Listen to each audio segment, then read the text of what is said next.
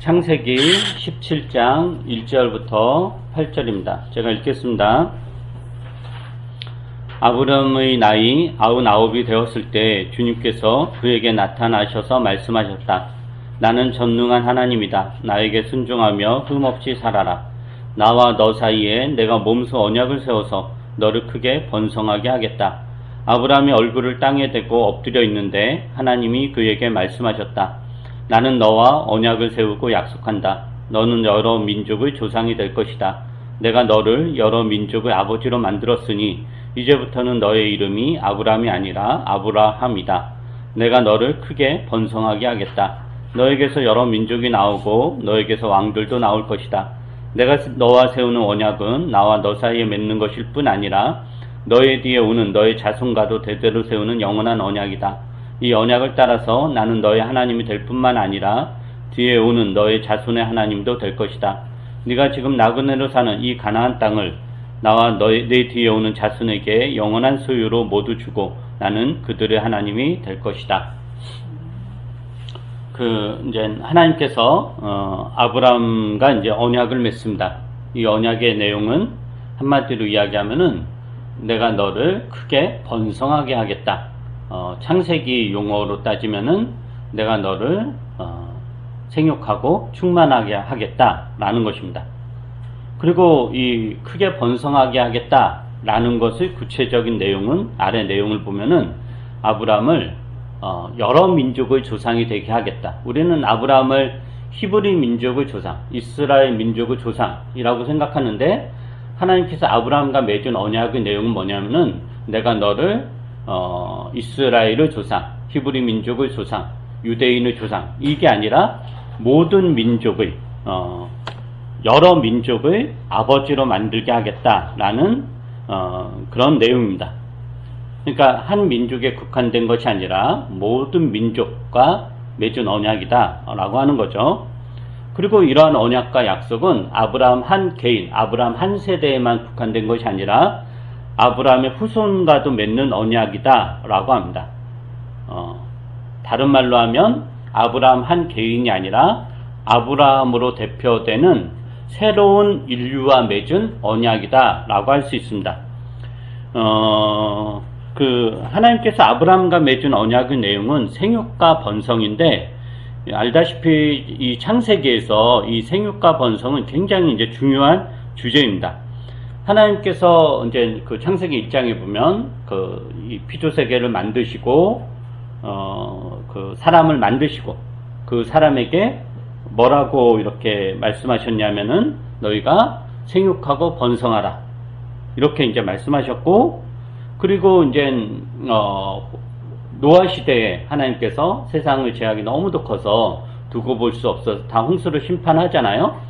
그리고 나서 노아와 그 가족을 이제 살려두는데 그래서 노아와 그 가족을 통해서 또 새로운 인류가 시작이 되죠. 아담과 하와를 통해서 새로운 인류가 시작되었듯이 노아를 통해서 새로운 인류가 시작이 되는데 노아에게도 동일한 약속을 합니다. 생육하고 번성하라. 그리고 아브라함과의 언약에서도 또 생육과 번성을 이야기를 해요. 그러니까 지금 창세기에서 아담과 하와, 노아, 아브라함 이 세 가지가 이제 큰 단위인데 그 단위는 뭐냐면 새로운 인류의 시작인 거죠. 거기에다 다 생육과 번성에 대한 약속을 한다라는 거예요. 한번 성경을 볼까요? 창세기 28장 한번 볼까요? 이렇게 이제 온라인 예배다 보니까 이제 여러분이 스마트폰으로 이제 줌으로 보고 그 가급적 이제 종이 성경책도 있으면 좋을 것 같아요. 이제 적응을 해야 되지 않을까. 그 창세기 1장 28절 제가 읽을게요. 하나님이 그들에게 복을 베푸셨다. 하나님이 그들에게 말씀하시기를 생육하고 번성하여 땅에 충만하여라. 땅을 정복하여라. 바다의 고기와 공중의 새와 땅 위에서 살아 움직이는 모든 생물을 다스려라 하셨다. 즉 하나님께서 사람을 포함한 온 피조 세계를 창조하시고 뭐라고 말씀하셨냐면은 생육하고 번성하고 땅에 충만하라. 이거는 뭐냐면은 이게 모든 생명 있는 것들의 존재 이유예요. 그러니까 생명이라는 것 자체가 그렇죠. 생명이라는 것 자체가 생육과 번성, 땅에 충만한 걸 이미 그 안에 이미 내재되어 있는 속성이다라는 거죠. 그러니까 선택의 상황이 아니라 생육하고 번성은 모든 생명 있는 것들의 이제 존재 이유다라는 거예요. 그 다음에 이제 아까 창세기 9장 1절부터 7절도 한번 볼까요? 창세기 9장 1절부터 7절도 이건 이제 노아 홍수 심판 후에 하나님께서 노아와 그 가족들에게 말씀하는 건데, 이것도 제가 한번 읽어보죠. 창세기 9장 1절부터 7절입니다. 하나님이 노아와 그의 아들들에게 복을 주시며 말씀하셨다. 생육하고 번성하여 땅에 충만하여라. 땅에 사는 모든 짐승과 공중에 나는 모든 새와 땅 위를 기어다니는 모든 것과 바다에 사는 모든 물고기가 너희를 두려워하며 너희를 무서워할 것이다.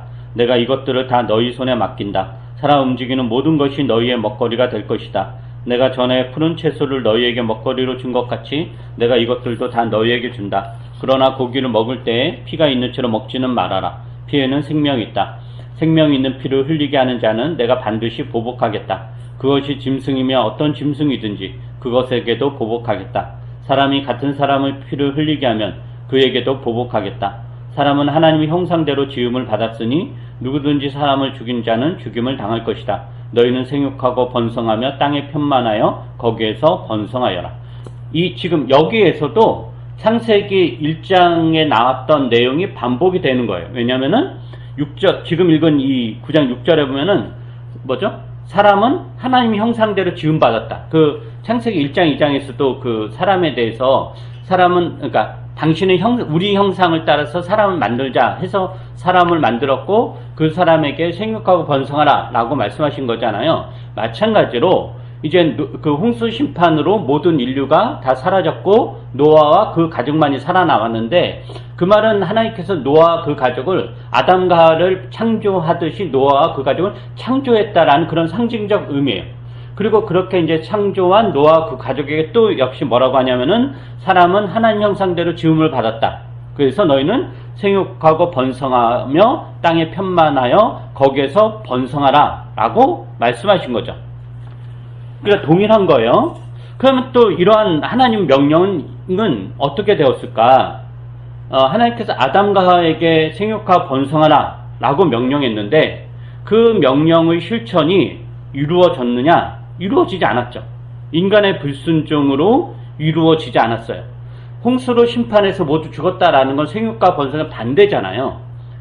그러니까 하나님께서 창세기 1장에서 생육하고 번성하여 땅에 충만하라 라는 약속이 사실은 이루어지지 않은 거죠. 홍수 심판으로 인해서. 그러니까 모든 피조세계 멸망한 거예요.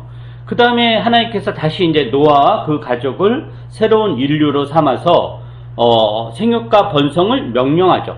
그런데 이게 또 성공을 하느냐? 이거 역시 인간의 불순종으로 인해서 실패래요. 그게 바벨 사건이에요. 그 바벨이 하나님께서 또 인간을 심판하신 거죠. 언어를 다 혼란스럽게 해가지고. 그리고 나서 이제 하나님께서 다시 아브라함을 불러서 다시 한번 뭐를 말씀하시냐면은 생육과 번성을 이야기해요. 이 말은 아브라함이 아담과 하와로 시작된 인류, 노아로 시작된 인류처럼 아브라함으로 시작되는 새로운 인류가 있다라는 것을 상징하고, 이러한 인류에게 하나님께서 다시 한번 생육과 번성을 이야기하는 겁니다.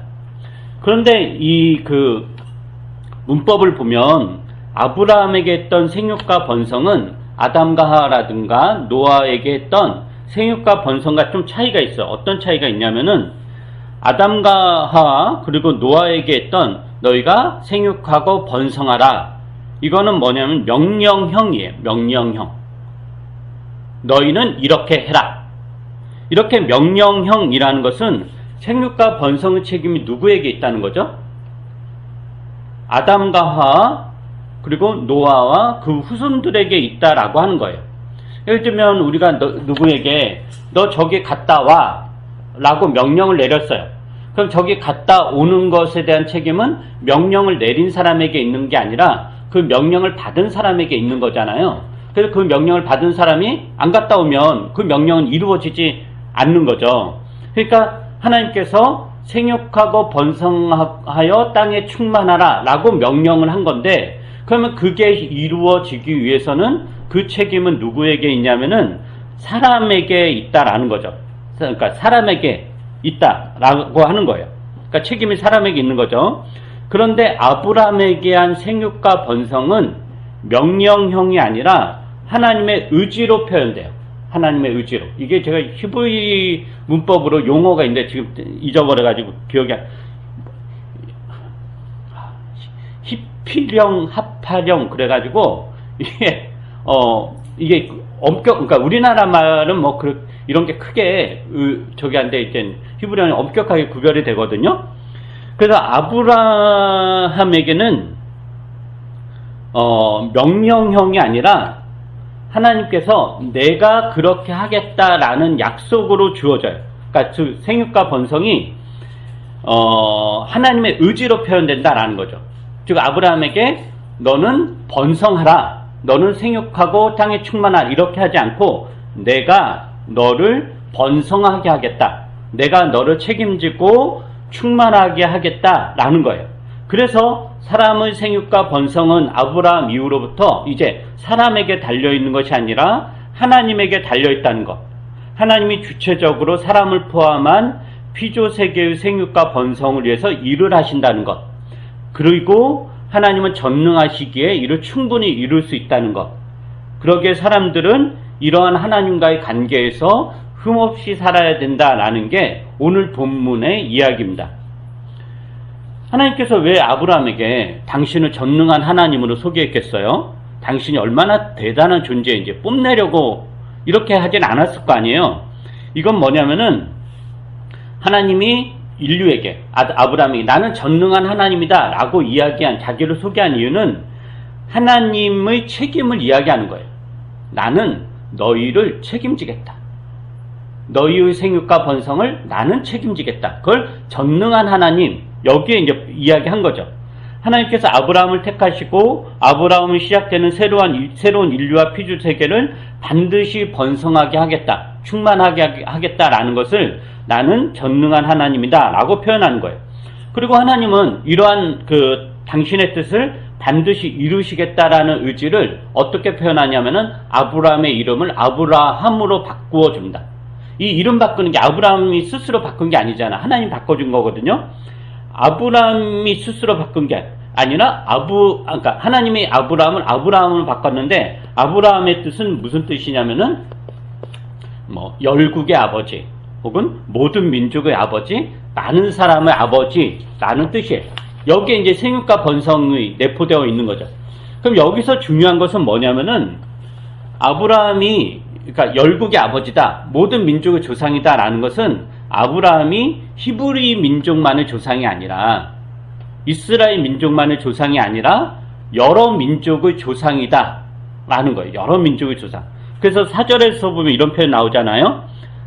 나는 너와 언약을 세우고 약속한다. 너는 여러 민족의 조상이 될 것이다 하고, 6절에서는 너에게서 여러 민족이 나오고 너에게서 왕들도 나올 것이다. 그러니까 아브라함의 후손은 히브리 민족만이 아니라 모든 민족이 아브라함의 후손이다라는 것. 여러 민족, 여러 왕들이 모두 아브라함의 후손들이다라는 거예요. 이게 어떤 의미에서 중요하냐면은 세상에서 이 세상 나라에서 민족과 민족, 나라와 나라, 왕과 왕은 어떤 관계죠? 나라와 나라, 국가와 국가, 왕과 왕의 관계는 다 어떤 관계예요? 서로 이겨야 되는 관계이죠. 이겨야. 전쟁과 싸움의 관계입니다. 서로가 서로를 정복해야만 살 수 있는 관계죠. 그래서 늘 나라는 나라를 정복하고 민족은 민족과 싸우고 왕과 왕은 결투를 하죠. 저쪽이 망해야 이쪽이 사는 관계가 세상의 민족과 민족, 나라와 나라, 왕과 왕의 관계인 거예요. 근데 하나님께서 아브라함에게 한 언약의 내용은 뭐냐면은 민족과 민족, 나라와 나라, 왕과 왕이 한 형제자매다라는 거예요. 그래서 하나님의 언약은 한 민족에게만 국한된 것이 아니라 즉 이스라엘 백성들, 히브리 민족, 유대인들에게만 국한된 것이 아니라 온 인류를 향한 것. 그래서 생육과 번성은 어느 특정 민족, 특정 국가, 특정 나라만 누려야 되는 것이 아니라 온 인류가 누려야 되는 하나님의 약속이다라는 거예요. 그리고 이 약속은 아브라함 개인과만 맺은 것이 아니라 7절에 나온 것처럼 너의 자손과도 대대로 세우는 영원한 언약이다 라고 하므로 이것이 일시적인 약속이 아니라 아브라함 이후로 영원한 주의 큰 나라가 완성될 때까지 유지되어야 되는 약속이다 라는 것입니다. 우리는 이제 자칫 구약을 읽다 보면 하나님은 이스라엘만을 사랑하고 다른 민족에는 별로 관심도 없는 하나님으로 오해하기 쉽습니다. 그죠? 오히려 이스라엘과 이방 민족과의 대결에서 하나님은 늘 이스라엘 편만 들고 이방 민족은 심판하는 그런 하나님으로 오해하기 쉽습니다. 그리고 하나님이 아브라함과 맺은 언약을 이스라엘과만 맺은 언약으로 우리가 오해하죠. 그러나 하나님은 아브라함과 언약을 맺을 때부터 온 인류, 온 민족을 당신의 품에 품으셨고 그들이 생육하고 번성할 수 있도록 하겠다고 약속하셨다라는 것. 그래서 아브라함과 맺은 언약도 이스라엘만의 언약이 아니라 온 인류와 맺은 언약이다라는 것입니다.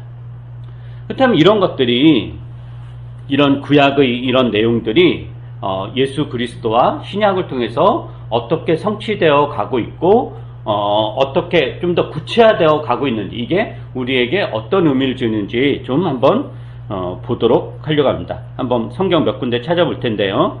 마가복음 한번 볼까요? 마가복음 3장.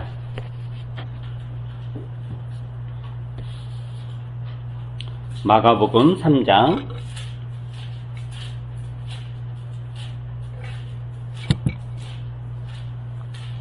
31절부터 35절입니다. 제가 읽죠. 그때 예수의 어머니와 동생들이 찾아와 바깥에 서서 사람을 들여보내어 예수를 불렀다. 무리가 예수의 주위에 둘러앉아 있다가 그에게 말하였다. 보십시오. 선생님의 어머니와 동생들과 누이들이 바깥에서 선생님을 찾고 있습니다. 예수께서 그들에게 대답하셨다. 누가 내 어머니이며 내 형제들이냐? 그리고 주위에 들려앉은 사람들을 둘러보시고 말씀하셨다. 보아라, 내 어머니와 내 형제 자매들이다. 누구든지 하나님의 뜻을 행하는 사람이 곧 내 형제요 자매요 어머니다. 예수께서 하나님 나라에서의 그 가족관계를 새롭게 정의 내립니다. 당시 유대인들은 그들이 하나님 백성이다라는 그런 증거를 무엇에서 찾았냐면은 우리는 아브라함의 후손이다. 그리고 그 아브라함 후손이라는 것은 혈연적, 그러니까 육신적 그 혈통의 그 선상하에서 그 아래에서 우리는 하나님의 백성들이다. 하나님이 선택한 민족이다. 라는 것을 가졌던 거고, 그리고 또한 그것은 당연히 그 현재 가족이, 그러니까 이 혈연 가족이라든가 육신 가족을 굉장히 중요하게 여기는, 우리는 우리의 조상은 누구누구다. 그리고 우리는 그 뿌리에 있다. 이게 이제 엄청나게 이제 중요했던 거죠. 그런 배경 하에서 예수께서 이제 새롭게 정의 내리는 거예요. 하나님 나라에서는 혈연 관계는 아무 의미가 없다라는 거죠. 그 관계를 뛰어넘는다. 혈연 관계가 가족의 필수 조건이 아니다라는 거예요. 유대인들은 자신들이 하나님 백성이라고 믿으면서 타 민족을 멸시한 이유가 뭐냐면은 아브라함과 우리는 혈연적 관계이기 때문이다 라고 했던 거예요. 그러니까 자신들이 어떻게 살든지 간에 우리가 아브라함 육신적 후손이라면 하나님 나라 백성이고, 저 아브라함과 육신적으로 혈통적으로 아무 상관없는 저 이방인들은 아무리 하나님을 믿는다고 하더라도 저들은 2등 시민에 불과하다라고 했던 거죠. 그런데 예수님께서 당신의 혈연 가족에 대한 이야기를 통해서 유대인들의 그러한 환상을 깨뜨린 겁니다. 저들이 내 가족이 아니라 지금 여기서 하나님의 말씀을 듣고 그 뜻대로 행하는 자가 내 가족이다 라는 거죠. 그래서 이런 맥락에서 이 기독교 신앙이 가족주의라든가 민족주의를 강화한다면 그것은 굉장히 잘못된 것입니다. 즉, 이 민족을, 이 나라를 하나님이 특별하게 보호해 주시기를 원하는 것. 물론 이제 그 그 마음의 의도는 충분히 이해가 됩니다만은 그런 식으로 신앙이 표현된다라는 것, 그런 식으로 신앙이 강화된다는 것은 굉장히 잘못된 것입니다. 오히려 기독교 신앙은 가족주의라든가 민족주의라든가 혹은 국가주의를 깨뜨립니다. 그러니까 사람들이 육신적 혹은 혈연적 가족의 틀에서, 그런 민족의 틀에서, 국가의 틀에 갇혀서 타인들, 다른 민족, 다른 국가를 업신여기고 멸시하고 오히려 착취하는 것을 정당화하고 우리 가족과 우리 민족만이 최고라고 여기고 그것을 하나님의 은혜라고 하는 것은 천사의 탈을 쓴 악마에 속한 일입니다. 예수 그리스도에 대한 신앙은 늘 가족과 민족, 국가를 초월하여 표현됩니다. 그래서 사실 오늘날 그 한국 기독교가 뭐 다른 나라 기독교도 마찬가지겠지만 굉장히 타락했다, 변질되었다, 위험하다고 하는 거는 지금 막 이런 코로나 상황에서 방역을 안 지키고 이런 게 아니라 굉장히 현재의 어떤 국가 체제라든가 요 가족주의를 굉장히 공고하고 우리 가족만의 행복, 우리나라만의 번영을 위한 식으로만 기독교 신앙이 동원되는 것, 이게 기독교 신앙의 가장 큰 대표적인 변질이고 타락이라고 볼 수 있습니다. 사도 바울은 교회에 대한 설명을 하면서 예수 그리스도가 하신 일을 이렇게 이야기합니다. 한번 볼까요? 에베소서 한번 보죠. 에베소서 2장 14절부터 22절입니다.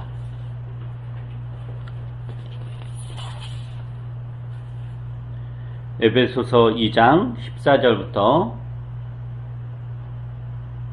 22절을 제가 읽어보도록 하겠습니다. 그리스도는 우리의 평화이십니다. 그리스도께서는 유대 사람과 이방 사람이 양쪽으로 갈라져 있는 것을 하나로 만드신 분이십니다.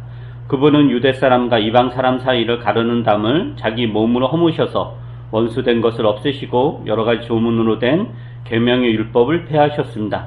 그분은 이 둘을 자기 안에서 하나의 새 사람으로 만들어서 평화를 이루시고 원수된 것을 십자가로 소멸하시고 이 둘을 한 몸으로 만드셔서 하나님과 화해시키셨습니다.